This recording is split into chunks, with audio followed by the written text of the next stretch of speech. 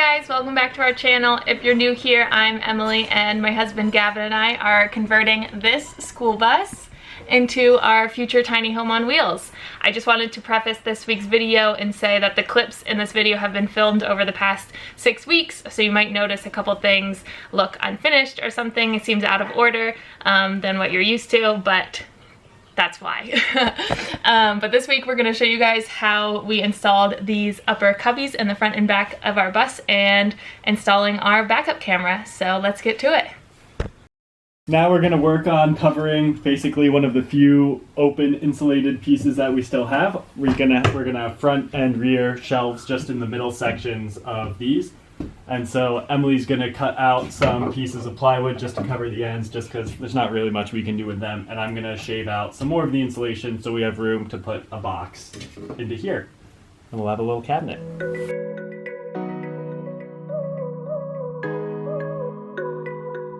So in a stroke of genius, we actually saved the front piece from our bus so that we could use this as a template. We knew one day we would need this curve. So this piece of metal has been sitting in the garage for over a year, waiting for us to get to this step. And now I can trace this curve really easily, and it should fit right back in the front of the bus because that's where we cut it out of. So hopefully it works.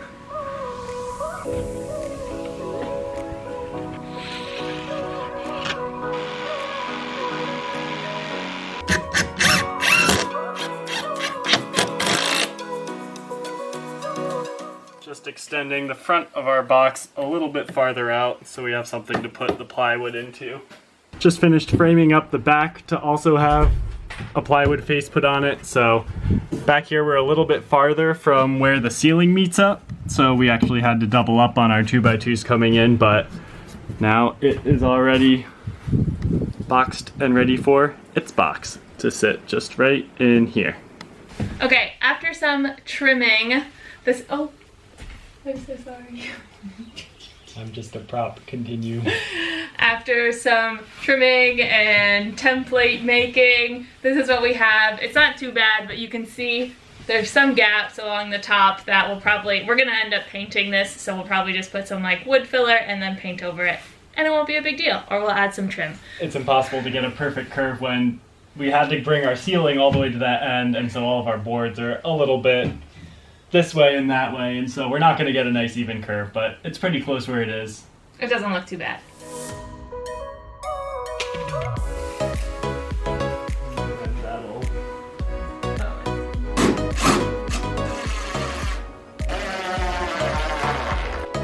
Alright, our box is all dry, and I'm going to do a test fit and see how it fits.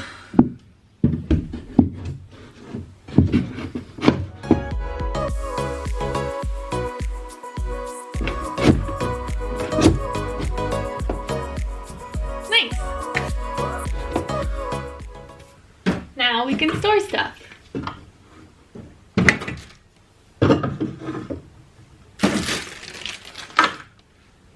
Don't come for my interior design skills. They'll get better.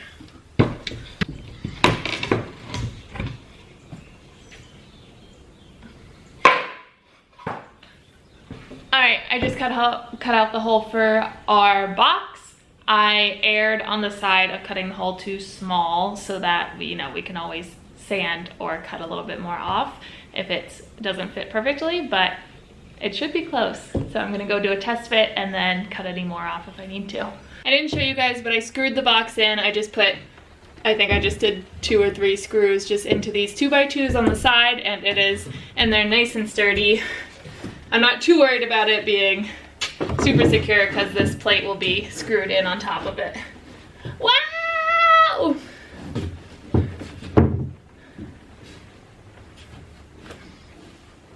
It looks so good! Sorry guys, we forgot to record, but we're putting in the last screw. Last screw's in. It has a face. Yay! What are you gonna do now, Emily? Now, I'm going to go over the screws with this wood putty so that they are hidden and we can paint over the whole thing and it will look like one big solid piece. Because we'll never need to take this off. Yeah.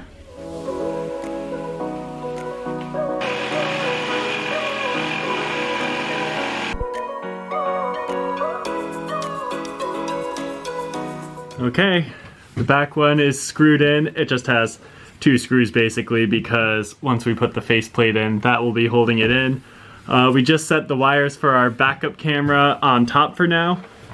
We think that our backup camera is going to just be hooked up to those wires 12 volt through a hole in the bus, so at some point we'll just either pop off the faceplate or we'll just leave it open for now and drill a hole through the bus to run those.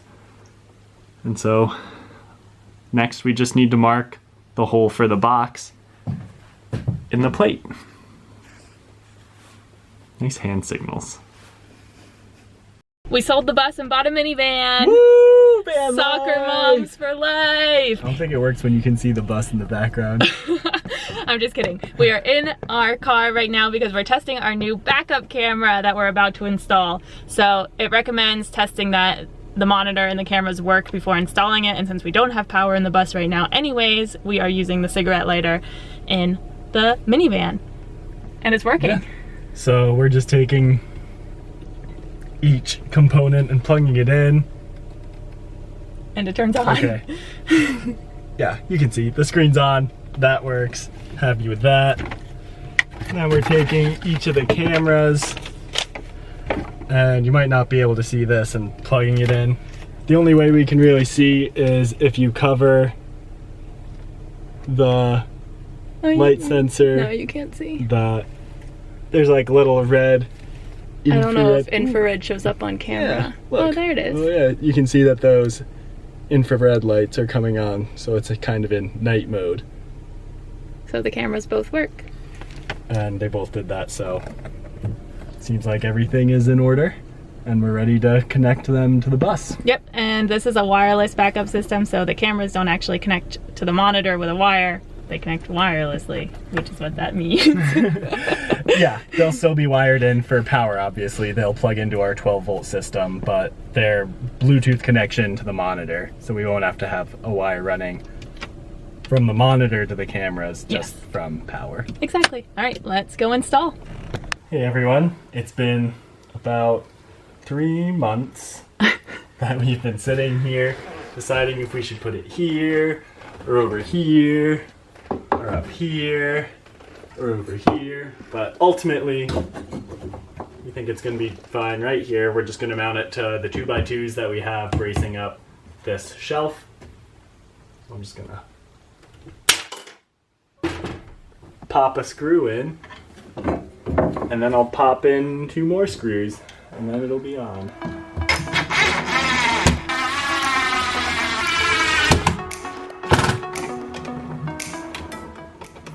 I've been thinking recently, as I build things on this bus, I don't know if I've said this before, about what percentage of the screws used in this build have been in Gavin's mouth. That's a good thing to wonder. Because I put a lot of them in my mouth.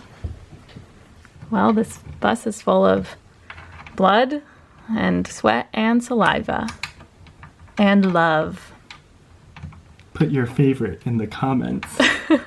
So same as connecting our 12 volt lights, we are just connecting the red wire to the red wire and the black wire to the black wire. We're going to be using a wire nut to secure the connection just because that's what we have on hand. But if we feel like the connection comes loose or is bad later on, this wire will be accessible to us anyways, because it'll just be right behind the camera, so we can upgrade later if we feel like it. Yeah, we're just kind of tucking everything behind it for now until we make sure it works. There's going to be some plastic to peel off later, but yeah, stay tuned for the satisfying part. until it has power and we can see out the back, we're just going to kind of have it ready for a dry run. Well, I'm just twisting this little wire. It's probably only like 18 gauge, and just having that up at the end of our 14 gauge wire. Can you hand me an orange butt? It's not a butt, it's a nut. Can you hand me an orange nut? And we'll probably just leave it like that. No, we'll tuck it up and make it look nice. I mean, for now. Yeah, for now. I don't mean forever. I just mean for now. Alright, so that's the monitor connected to our 12 volt, and now we can install the cameras. spring is definitely here in Pennsylvania. We wanted to work on getting the backup camera installed on the roof today, but it's raining, and it's raining every day this week, so we can't cut a hole in the roof right now. We're gonna try and work on some other just interior projects, and I'll pick you guys back up when we get a sunny day.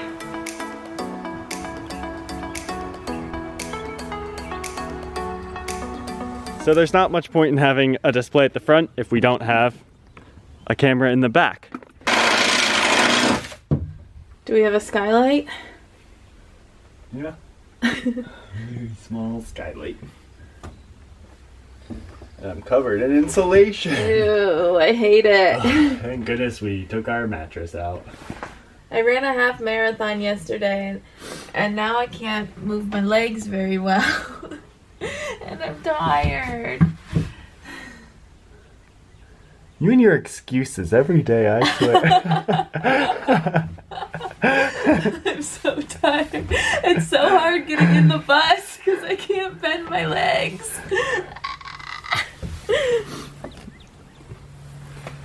There's a bit of a drop. I'm stuck.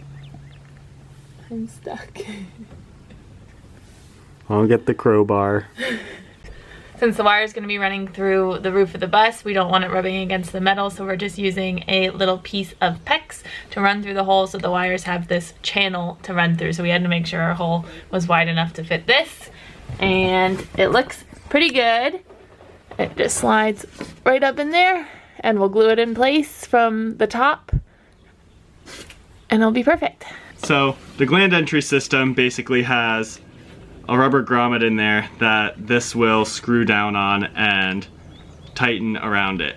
But the way the camera connects is it has an adapter like this to go from just the basically power cord it has to something that will be able to splice into our 12-volt system with the red and blue wire here. So we want this connection to be inside the bus because we don't know how watertight that is. Which means this adapter needs to go through this entry gland, which the grommet, it just doesn't really fit. They're not compatible. But we're just kind of taking this whole thing apart, and we're gonna do our best to stretch this rubber piece around here and just one step at a time build the gland around it, and then everything should fit. Oh, but I did it wrong. Need to put this piece on first. One piece at a time. So it'll go through this part of the gland, and then The grommet. the grommet. If I can get that around there. And then the grommet goes into this little, you can kind of see it's got spokes that'll tighten around that, so the grommet will fit into those, which will screw into there. And then this whole thing will go through there into the bus. Good job. I've connected our backup camera wire to our 12-volt wires that we ran from our battery bank. Gavin just fed the backup camera, other half of the backup camera wire through our PEX pipe, so we just need to join these two together and then screw the camera onto the back of the bus.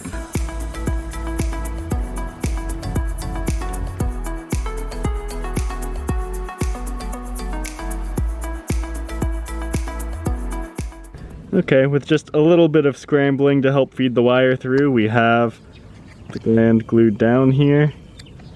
So, I mean, we just put glue around the bottom and then pushed it down on, and hopefully that adhesive is enough to hold it. It's pretty well protected. It is underneath the deck, and so we'll just keep an eye on that and make sure everything stays good with it. So as one final step, we just added a thick bead of silicone around the entry gland. As you can see, it doesn't need to be neat, it just needs to be watertight, and it is. So our entry gland is nice and secure, and then our camera is looking good. Can't wait to test it out.